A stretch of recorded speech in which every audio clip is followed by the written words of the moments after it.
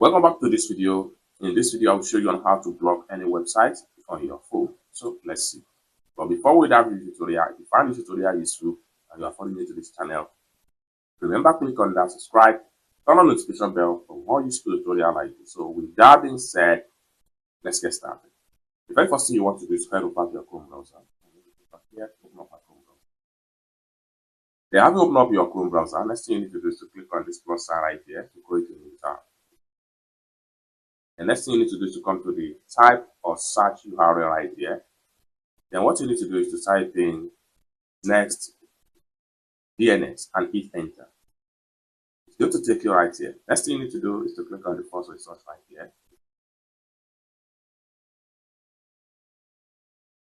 The next thing you need to do is to click on try it now. Then you'll be taken to this particular page if you have already created an account with them before.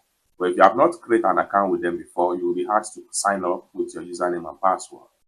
After you have signed up with your username and password, the login successful will take you to this page. Next thing you need to do is to swipe this way from the top right there and go to deny list. Then from deny list right there, what you need to do is to enter the URL website right here. Let's for instance, I want to blog w.smallpdf.com. The next thing I'm going to do is to then click on enter. Next thing you need to do is to exit from here and swipe this way and go to setup right here.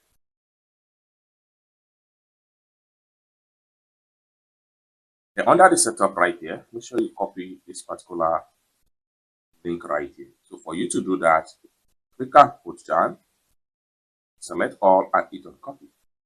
Next thing you need to do is to exit from here and then you have to head over to your phone settings. I'm going to simply look for my phone settings right here. I'm going to click on my phone settings right here. Let's take you right here. Next thing you need to do is to click on here. Then just type in private